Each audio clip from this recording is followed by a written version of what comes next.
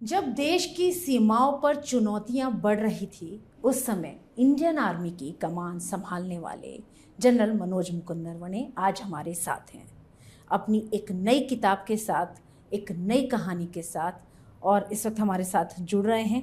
और सबसे बड़ी बात यह है कि इतने कठिन समय में उन्होंने भारतीय सेना का नेतृत्व किया और अपनी ये नई किताब जनरल मनोज मुकुंद नरवणे की किताब है जो हमारे हाथ में है इस वक्त। और इस बुक के अगर हम टाइटल की बात करें तो the curious and the classified, इस बुक का ये नाम है। सर, TV9 पर सर आपका स्वागत है। बहुत बहुत शुक्रिया और nice of you to have me on your programme. Thank you sir. Sir, आपकी नई किताब the curious and the classified क्या सिर्फ एक किताब है या इसके अंदर सिस्टम की अनकही सच्चाइयाँ, अनकही कहानियाँ हैं? इस किताब में ऐसे 25 चैप्टर है और हर चैप्टर एक रोमांचक किस्सा है जो मैं समझता हूँ सभी लोगों को पसंद आएगा, बच्चों से लेकर सीनियर सिटीज़न तक। जो फ़ौज में है उनको तो अच्छा लगेगा ही लगेगा, क्योंकि कुछ एक कहानियाँ उनके साथ भी बीती होंगी। लेकिन जब इस किताब के बारे में मैं सोच रहा था और अपने दोस्तों वगैरह से बात कर रहा था, तो कई लोगों ने कहा कि ये तो हमें भी मालूम नहीं है। तो वो मेरे लिए बहुत आश्चर्य की बात थी कि जो ऐसी चीज़ें जो मैं बहुत आम समझता हूँ, ये कैसे कि इनको पता नहीं, जैसे कि ये कोई गोपनीय चीज़ थी। हालांकि इसमें कोई सीक्रेट नहीं है जी, कोई क्लासिफाइड नहीं है, लेकिन क्योंकि उनको मालूम नहीं था, एक किस्म से जैसे कि इसके ऊपर एक चद्दर ढक रखी हो। क्योंकि आर्मी में सर क्लासिफाइड इंफॉर्मेशन वो हाँ, उसको तो बहुत इम्पोर्टेंट माना हाँ, जाता है। तो एक किस्म से मुझे लगा कि ये चीज़ें ऐसे हैं जो लोगों को मालूम नहीं है, जबकि ये एक्चुअली खुले में है। जब एक कोई कोशिश नहीं की इन चीज़ों की, ये कहानियाँ जो है लोगों तक या लोगों को नहीं मालूम होना चाहिए या मालूम नहीं है। लेकिन सर क्या इस तो बार आप इसीलिए ये नाम दिया द क्लासिफाइड, कि ये कहानियाँ जो लोगों को मालूम नहीं है और जिसके ऊपर ये चद्दर जैसे मान लो बिछी हुई थी, उस चद्दर को हम हटा रहे हैं और ये किस्से पूरे अपने देशवासियों तक पहुंचा रहे, ताकि वो जान सके कि आर्मी क्या है। ओके सर, क्या इस किताब में कुछ ऐसे भी खुलासे हुए हैं जो कि इससे पहले कभी सार्वजनिक नहीं हुए, सार्वजनिक मंच पर नहीं आए? सारे चीज़ों का थोड़ा बहुत तो सभी लोगों को आइडिया होगा, लेकिन उस विषय पर गहराई में रिसर्च करके कि क्या वो घटना सच्चाई में हुई थी या सिर्फ बातों बातों में सदियों से वही चीज़, क्योंकि हम कहते आ रहे हैं दादा से बच्चे को, जनरेशन टू जनरेशन, तो वो कहते कहते वो सच्चाई हो जाती है। तो क्या वो एक्चुअल सच्चाई थी या वो ऐसे ही कहीं से वो कहानी उभर आई? इसीलिए मिथ्स एंड मिस्ट्रीज़ कि कुछ कहानियाँ ऐसे भी हैं जो शायद सच नहीं थे, लेकिन आजकल हम उसको मानते हैं जैसे कि वो घटना हुई हो कभी पुराने ज़माने में। सर, मैं अपना सौभाग्य मानती हूँ कि आपसे मुझे बात करने का मौका मिला है और आपकी ये नई किताब मेरे हाथ में है। लेकिन सर, ये कहानी, ये जो किताब आपने इस बार लिखी है, ये शशि थरूर से कैसे इंस्पायर्ड हैं? वो एक कांग्रेस लीडर हैं, कांग्रेस के लीडर हैं, एक पॉलिटिकल पर्सनालिटी हैं, तो ये किताब उनसे कैसे इंस्पायर्ड है? वो इंस्पायर्ड है क्योंकि वो एक लेखक है।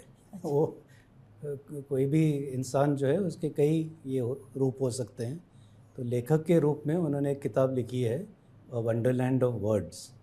और वो किताब एक बार एक दोस्त के घर, उसमें मैं थोड़े से पन्ने पलट रहा था, तो उसमें एक चैप्टर था बैक्रोनिम्स करके, कि कैसे अक्षरों को बाद में शब्द दिए जाते हैं, एक किस्म से जैसे हम कहते हैं ना रिवर्स इंजीनियरिंग। तो जो वो मैं पढ़ रहा था वो था SOS, जो कि एक डिस्ट्रेस सिग्नल था मॉर्स कोड के ज़माने में। फिर बाद में लोगों ने वो SOS को सेव आवर शिप या सेव आवर सोल्स का वर्डिंग दे दिया। जो कि शुरू में ऐसे नहीं था। तो वो भी एक मिथ है कि SOS stands for save our souls. तो जब जैसे वो मैंने पढ़ा तो मेरे दिमाग में आया कि हाँ, आर्मी में भी कई बार ऐसे होता है। जैसे कि माऊ एक शहर है इंदौर के पास, MHOW। तो लोग कहते हैं कि माऊ एक्चुअली ब्रिटिश ज़माने में मिलिट्री हेडक्वार्टर्स ऑफ वॉर होता था। तो वो सही भी लगता है क्योंकि माऊ में फ़ौज भी है, पुराने ज़माने में भी होती थी, आज भी फ़ौज है वहाँ पे। तो शायद ये सही बोल रहे हैं। रणसंवाद सर अक्सर होता है वहाँ पर। रणसंवाद भी होते हैं वहाँ पे। और ज़्यादातर 100% ऑफिसर्स माऊ से एक बार गुजरते ही हैं अपने सर्विस में। तो इसमें सच्चाई भी हो सकती है, लेकिन दरअसल ये एक मिथ है, ऐसे कभी नहीं था।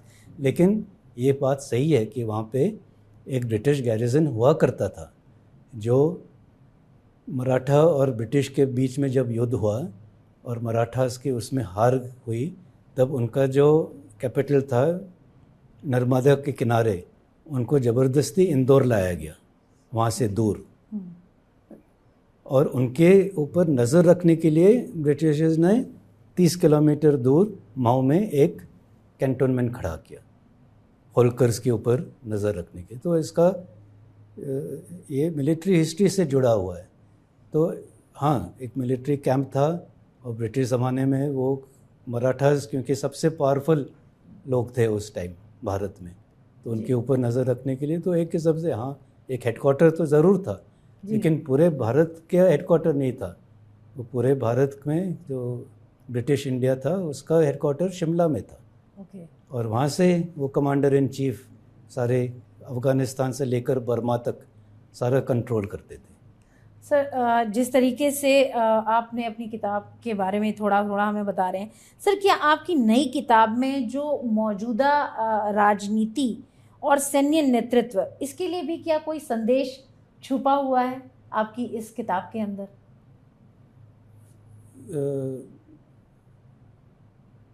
डायरेक्टली तो ऐसे नहीं, लेकिन सभी ये कहानियाँ जो है, जैसे मैं कह रहा हूँ, सैन्य इतिहास से जुड़े हुए हैं और उसी से हमारी परंपरा बनी हुई है और वही परंपरा जारी भी रखनी चाहिए। तो एक किस्म से हाँ, एक संदेशा भी अपने आप, मतलब जो लोग पढ़ेंगे वो भी इससे प्रेरित हो जाएंगे। लेकिन साथ में ये बाकी लोगों के लिए भी है, सिर्फ फ़ौजियों के लिए नहीं, कि ये ऐसे भी होता है फ़ौज में, और इसीलिए जो है हमारी फ़ौज इतनी ताकतवर है, इतनी मानी जाती है, और फ़ौज के प्रति अपने अगर देशवासियों का इतना आदर है, क्योंकि इस किस्म के कस्टम्स और ट्रेडिशंस हैं। तो एक किस्म से मैं ये बात अपने आम नागरिक को भी पहुंचाना चाहता हूं कि वो भी इस किस्म का डिसिप्लिन अपनाएंगे तो हम एक पूरे देश के तौर पर और भी आगे बढ़ पाएंगे। तो इट इज़ एक किस्म से हाँ, इसमें है कुछ मैसेजिंग है।